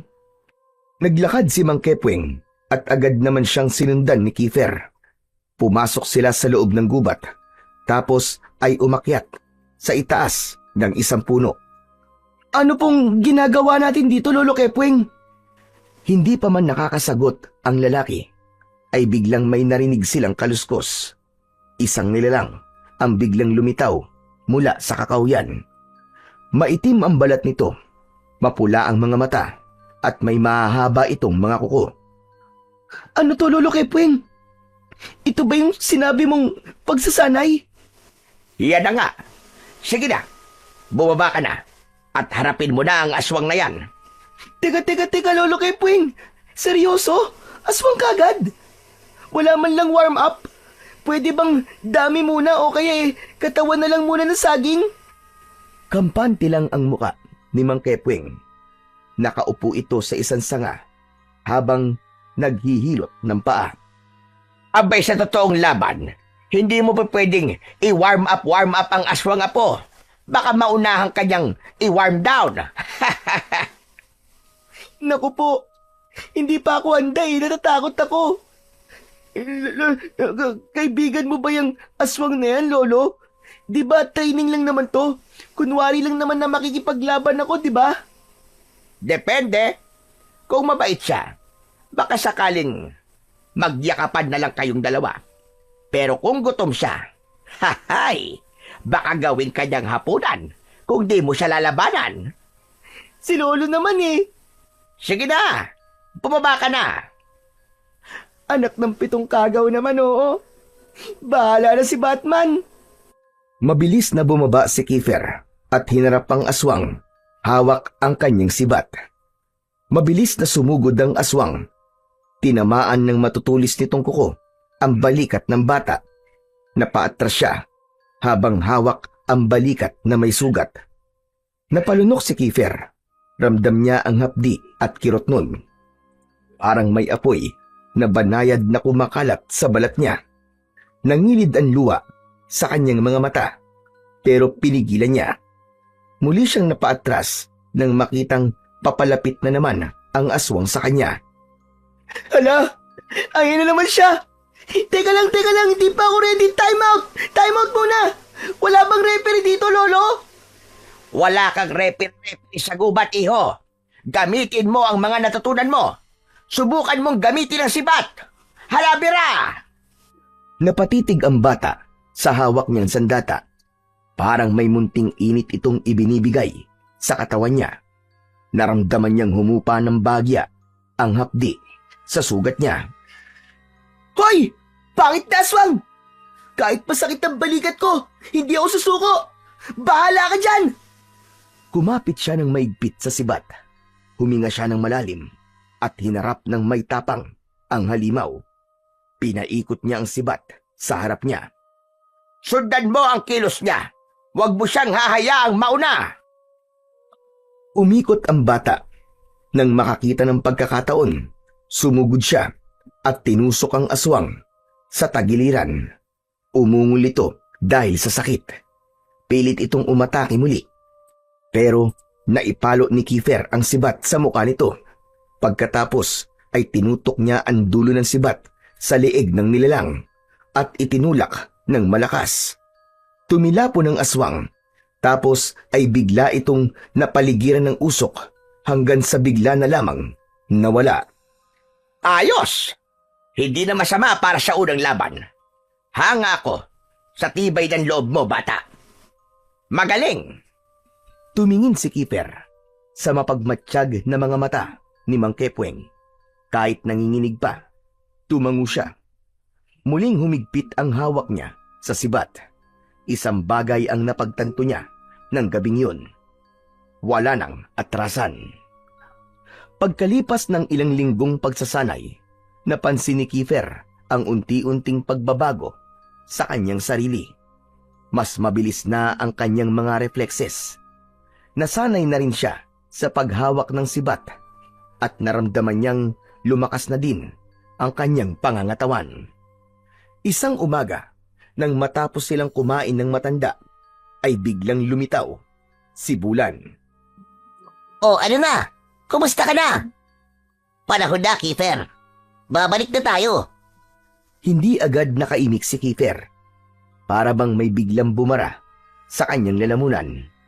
Tumingin siya kay Mang Kepweng na noon ay tahimik lamang na nakaupo habang sinisip-sip ang mainit na kape. Napayuko ang bata. Hindi siya makapaniwalang ganun kabilis ang pagdating ng araw ng kanilang paghihiwalay. Ang bilis naman po, Lolo Kepweng. Parang ayoko pa pong umalis. Napakagat siya sa labi. Hindi niya na mapigilang maiyak. Ibinaba niya ang ulo at mahigpit na niyakap ang kanyang lolo. Lolo Kepweng! Maraming salamat po. Hindi ko po kayo makakalimutan kahit kailan. Pagbitaw niya sa yakap, tumingala siya. Pinunasan ng luha at dahan-dahang tumayo. Tumabi siya kay Bulan. Handa na siyang harapin ang bagong tungkulin. Hindi na lang siya yung batang ginagaya lang lahat ng ginagawa ni Lolo Ador. Ngayon, nasa balikat niya na ang buong responsibilidad. Sandali lang. Dalhin mo na tong sandatang sibat. Regalo ko sa iyo yan, apo. Po? Talaga po, Lolo Kepweng? Pero, di ba ang sabi niyo po galing po to sa gabay niyo? Ayos lang yan. Iyo na. Pero tandaan mo, mas magiging mabisa yan kung pagsasamahin mo ang kapangyarihan ng pulang panyo at ang galing mo sa sibat. Mas lalakas ka. Mas magiging makapangyarihan. Kaya mong ipagtanggol ang mga nangangailangan. O paano, Kiefer? Oras na. Mang Kepweng, kailangan nyo na pong magpaalam sa isa't isa. Sandali lang. May ibibigay pa ako sa aking apo. Heto, kunin mo, apo. Ano po ito, Lolo? Isang pares ng guwantes na gawa sa bakal. Isuot mo bilang proteksyon mo. Kapag suot mo yan, para kang may anting-anting na bakal. Magiging sintikas ng bakal ang buo mong katawan. Hindi ka tatabla ng kahit na anong matutulis na bagay. Bakit po kailangan ng ganito karaming armas, Lolo? Akala ko po sapat na po ang pulang panyo para labanan po mga aswang. Dahil iba't ibang klase ng nilalang ang darating pa. Hindi lang mga aswang ang magiging kaaway mo. Darating ang araw na makakaharap mo ang mas matitindi pang nilalang. Sa paglipas ng ilang sandali, biglang tila tumigil ang oras sa pagitan ng magkaibang henerasyon. Sa huling pagkakataon, nagkatitigan silang dalawa, mata sa mata, puso sa puso.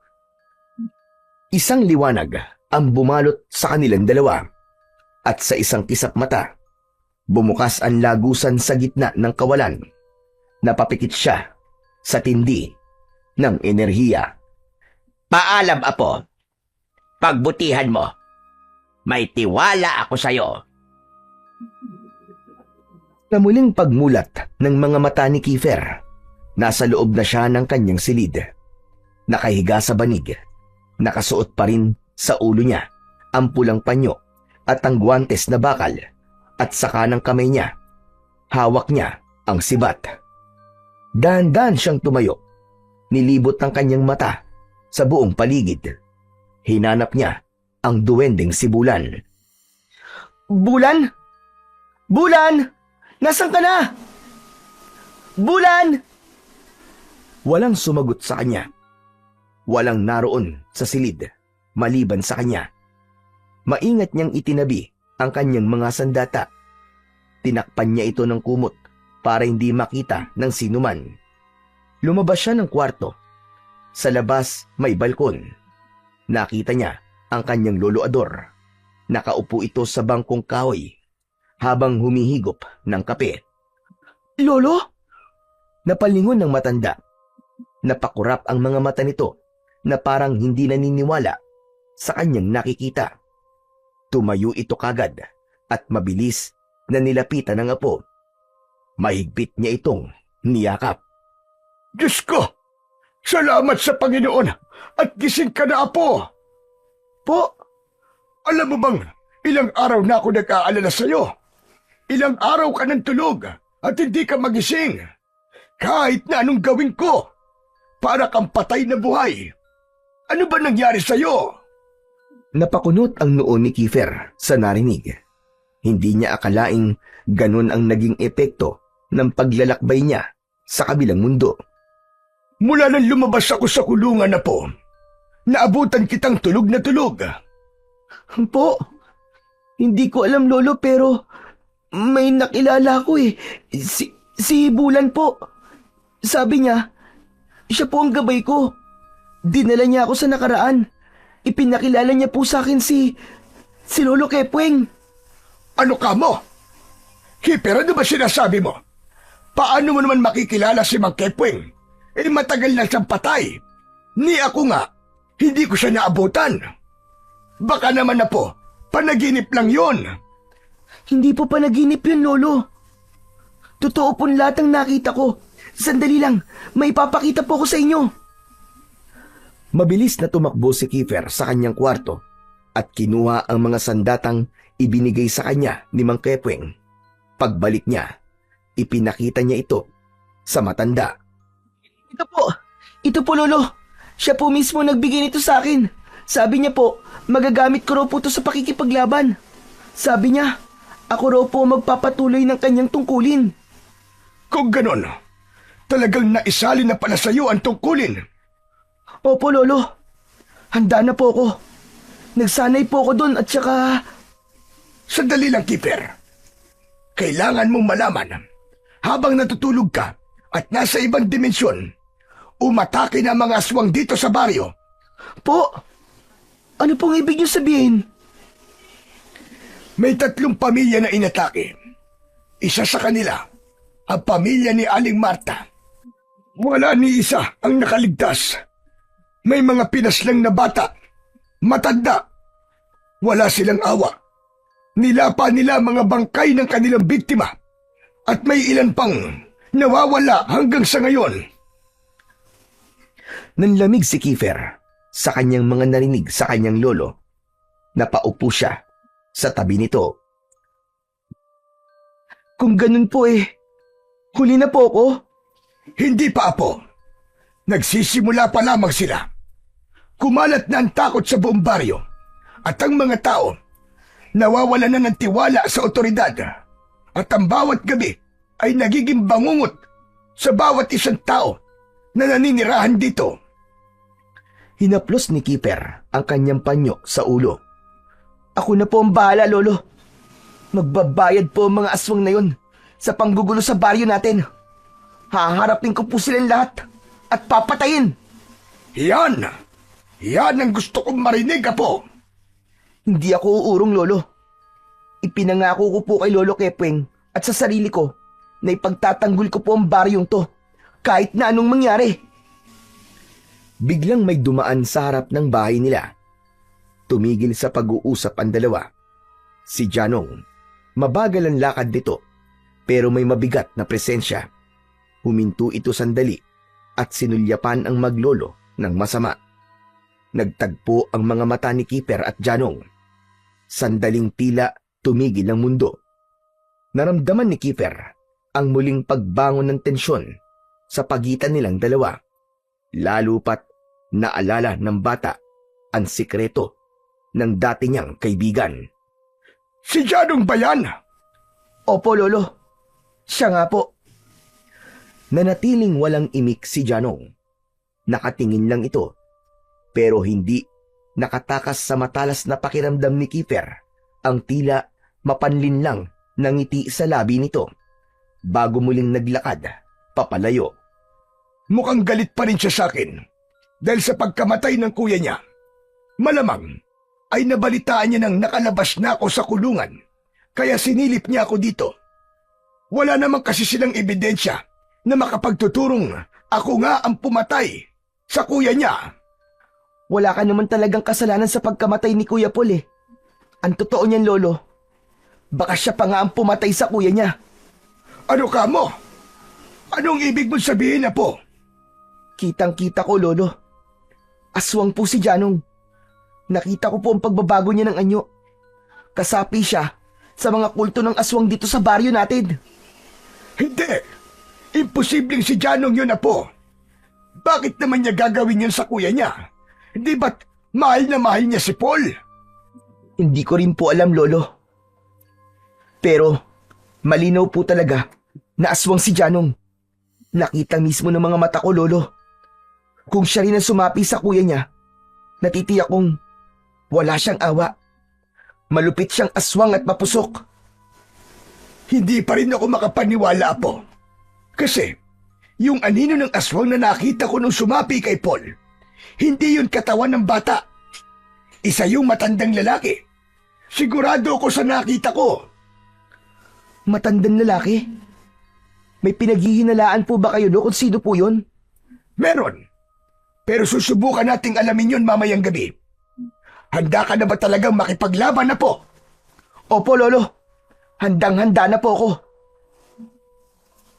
Kinagabihan, tahimik ang buong paligid ng bahay. Halos walang ihip ng hangin. Tila nagbabadya ang isang bagay na hindi karaniwan. Habang naghahanda ang maglolo, may narinig silang mga kaluskos sa labas ng kanilang bakuran. May kumalabog sa itaas ng bubong. May mga umuungol at may parang nagkakalkal ng lupa. Umalingasaw din ang mabahong amoy sa hangin. Kiefer, mukhang hindi na natin sila hahanapin. Sila na mismo nagpunta dito at mukhang tayo ang puntirya nila ngayong gabi. Maingat na sumilip ang dalawa sa labas. Sa liwanag ng buwan, nakita nila ang maraming aswang na nasa kanilang bakuran. Apo, marami pala silang talaga. Tiwala lang po, Lolo. Kaya natin ang mga yan. Tama ka. Sabay tayong lalaban. Biglang umalulong ang mga aswang sa labas ng kanilang bakuran. Senyales na handa na sila sa kanilang pag-atake. Lumabas ang dalawa at hinarap silang lahat. Mabilis na kumilos ang mga aswang.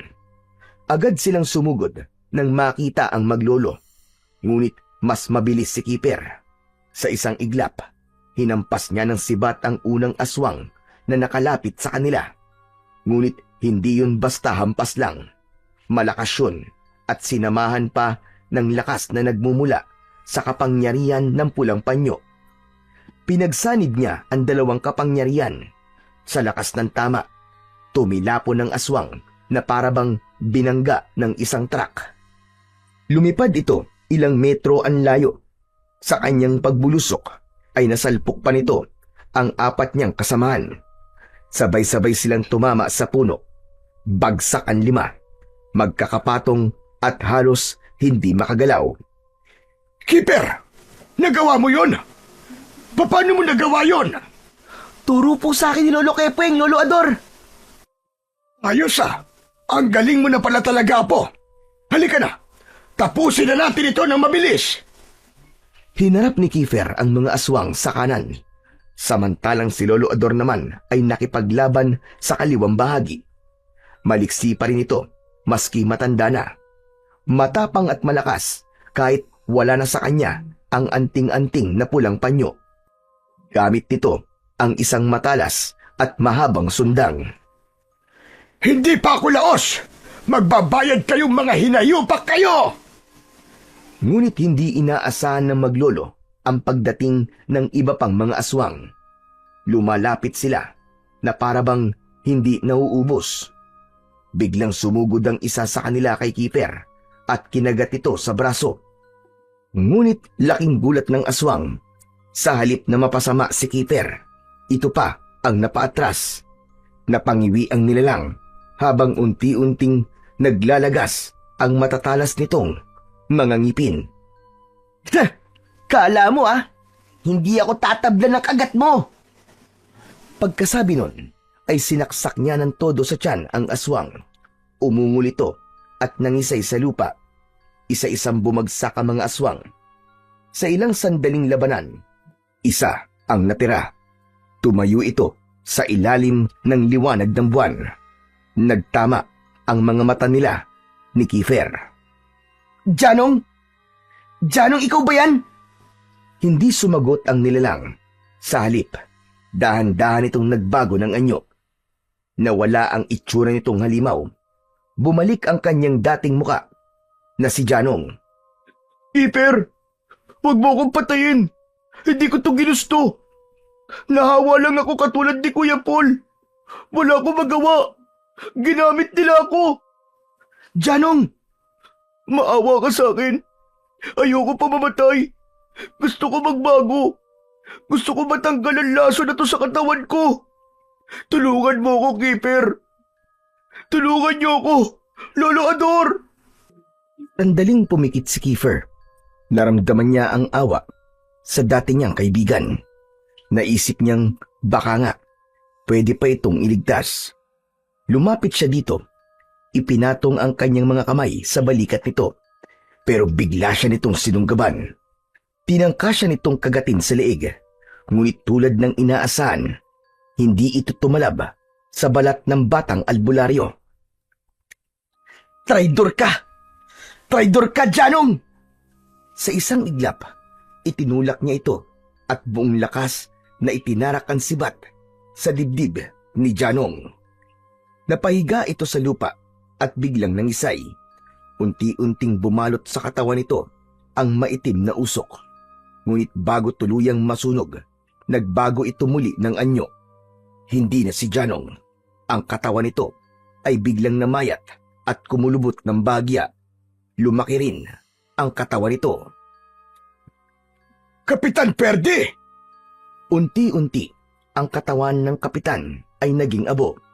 Ganon din ang nangyari sa mga kasamahan nitong mga aswang. Ngunit bago pa man tangay ng hangin ng mga abo, ay may biglang sumulpot. Mga anino na may mahahabang sungay at may baluktot na mga galamay. Isa-isang sinagpang nila ang mga itim na kaluluwang umahon mula sa abo ng mga aswang. Hinigop yun ng mga nilalang. Nang matapos, ay bigla na lang silang nawala. Ang tanging naiwan ay ang malalakas at malalalim na ungol. Ilang sandali pa, bumalik na ang katahimikan. Nagkatinginan ang maglolo. Lolo Ador, tapos na po ba? Wala na po ba? Sa palagay ko ay oo. Hindi si Janong yung aswang, Lolo. Ginaya lang siya, Lolo. Kaya pala, hindi tugmaan nakita mong anino. Hindi bata. Matanda siyang talaga. Si Kapitan, siya ang totoong leader ng mga aswang. Kung ganoon ay nasan siya, Apo?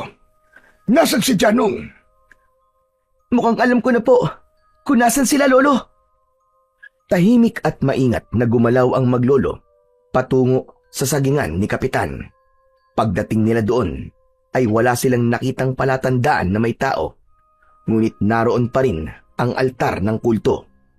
Nilampasan nila yon at tinungo ang dulong bahagi ng sagingan. Nakita nila doon ang isang kamalig. Paglapit nila, nakita nilang nakasarado ito at may malaking kandado.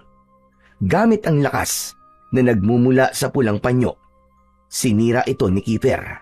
Pagbukas ng pinto, tumambad sa kanila ang isang nakapanlulumong tanawin. Naroon ng mga taong naulat na nawawala sa kanilang baryo. Halos hindi na makilala ang iba. Payat, marumi, at ang iba ay wala ng malay. Diyos ko! Mabagin langit!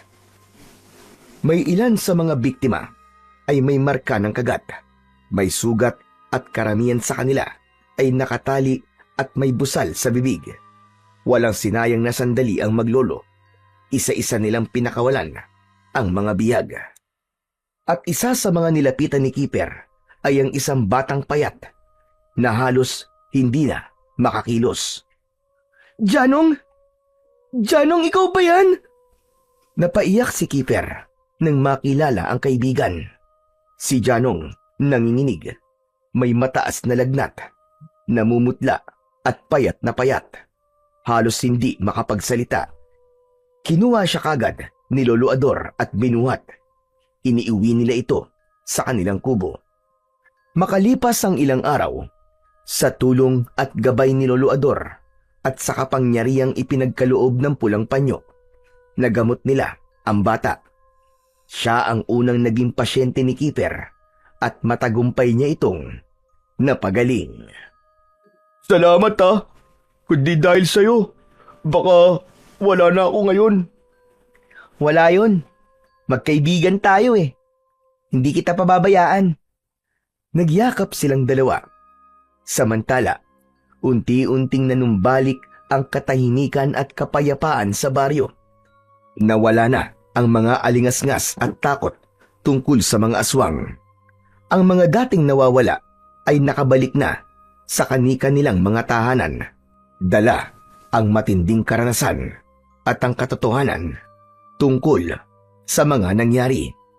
Sila na mismo nagkwento sa kanilang mga pamilya kung sino ang mga tunay na salarin at kung sino ang mga bayani na nagligtas sa kanila mula sa kadiliman. Si Lolo Ador, sa kabila ng kanyang edad, ay lalong naging masigla. Parang bumalik ang kanyang kabataan, dala ang bagong pag-asa at panibagong layunin sa buhay. Inampun na rin nila si Janong. Nagsilbi ito bilang kanang kamay ni Kiefer. Nagpatuloy sa kanyang tungkulin si Kiefer sa tulong na din ng kanyang gabay. Mas marami pa siyang natutunan. Bagamat hindi na madalas na nagpapakita sa kanya si Bulan, ay naririnig niya pa rin ito sa kanyang utak. Minsan ay napapangiti siya dahil mukhang tulad niya ay nagbago na din ang kaibigan niyang diwending gabay. Mukhang natuto na itong sumunod sa mga patakaran. Si Keeper ay naging kilala hindi lang sa kanilang baryo kundi sa mga kalapit pang lugar. Dumarayo na din siya kung kinakailangan. Habang tumatagal, naging tanyag ang bata sa buong probinsya. Tinagurian siyang batang albularyo, ang tagapagmana ng pulang panyo ni Mang Kepweng, tagapagtanggol ng mga naaapi, tagapuksa ng kadiliman, at kilabot ng mga aswang.